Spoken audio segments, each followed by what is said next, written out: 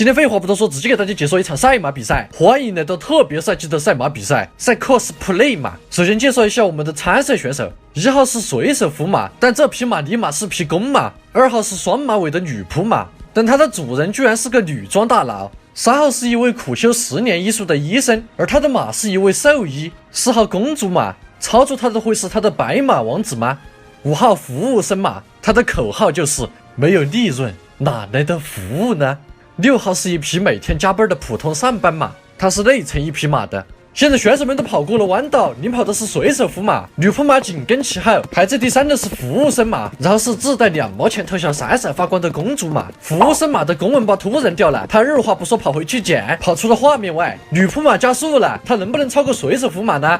我的发！医生马驮着因体力不支而提前倒下的社畜马，一路超越了前面的3位选手，第一个到达了终点。因为这是角色扮演赛，场地之中的选手们只要发出了各自的技能就能加速。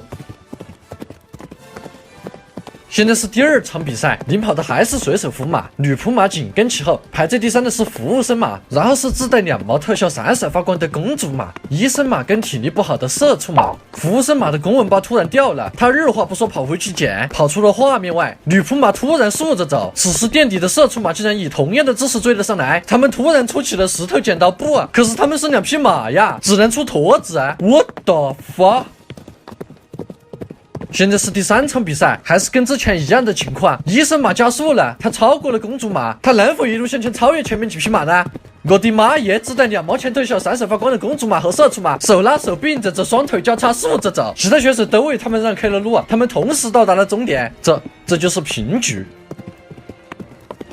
现在是第4场比赛，服务生马的公文包突然掉了，他二话不说跑过去捡，跑出了画面外。医生马又一次驮着因体力不支而提前倒下的社畜马追了上来，服务生马居然推着一个餐车来到了赛道，他一路向其他选手发便当，其他选手纷纷遭不住而领了便当，服务生马获得了本场比赛的第1名。现在是第5场比赛，服务生马的公文包掉了，他跑回去捡，医生马又驮着提前倒下的社畜马追了上来，服务生马又推着餐车来赛道发便当，其他选手遭不住纷纷领了便当。1号选手居然没有领便当。现在是赛马比赛的特别赛季，这是纪念赛。本个赛季的比赛选手全都打假赛，各位打假赛的选手全都做好了预备跑步的姿势。枪声一响，8位选手都冲了出去。首先领跑的是1号马，然后是4号长得一匹的马，法国的马紧跟其后，排在第4的是骑自行车的暴走族啊，第5是长颈鹿啊，第6是爬着跑的熊猫，第7是一头假装是牛的马。8号茅草堆马在最后垫底，哎呦，他们全部倒下来，精彩！好，刚才出了点意外，现在各位选手已经调整好了状态，继续比赛。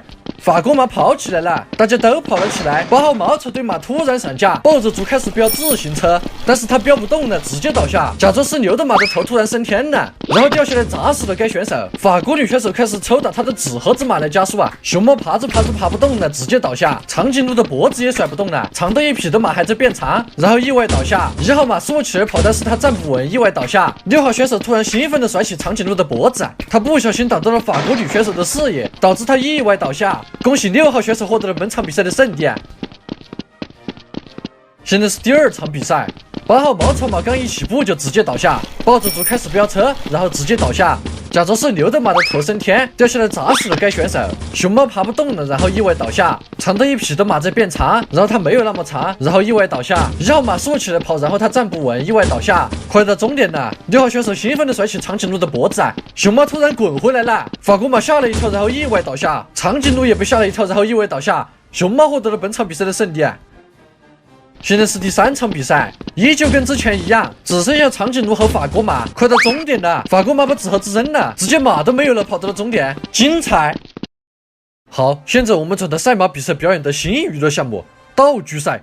什么狗屁玩意儿道具赛？首先1号是我们的爆炸马，看着就很爆炸；2号是一匹鸡公马，看着就很鸡公；3号是最普通的马，看着就很普通；4号是一匹武士马，看着就像个武士；5号是一匹恰毛马，看着就很恰毛。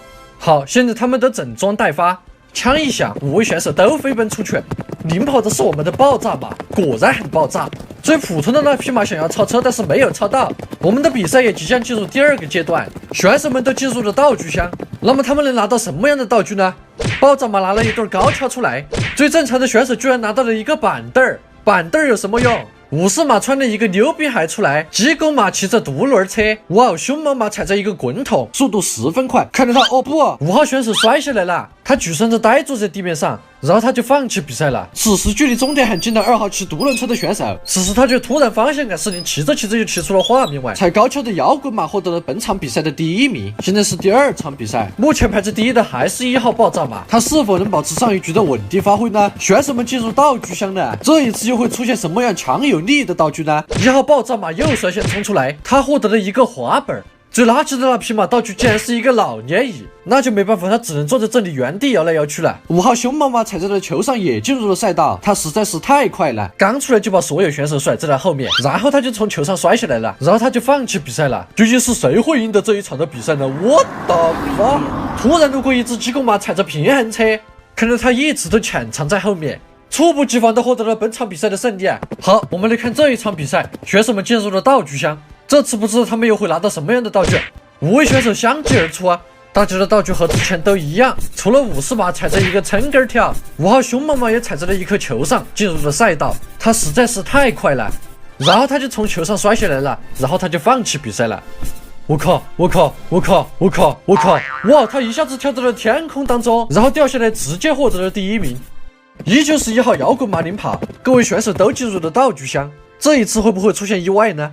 哇，还是1号先出来，他踩着滑板，日本50马穿着溜冰鞋，战士马踩着雪橇板，最垃圾的马坐在一个轮椅上面横着前进。最后一名选手5号凶猛马踩着轮胎也从道具箱里面出来了。5号菜鸡首先就输掉比赛，最垃圾的马突然在轮椅上使劲扳命加速追上来了，他能不能抓住机会超过前面的对手赢得比赛呢？我的妈！5号凶猛马回来了，他钻进了一个轮胎里，用轮胎直接滚动，精彩！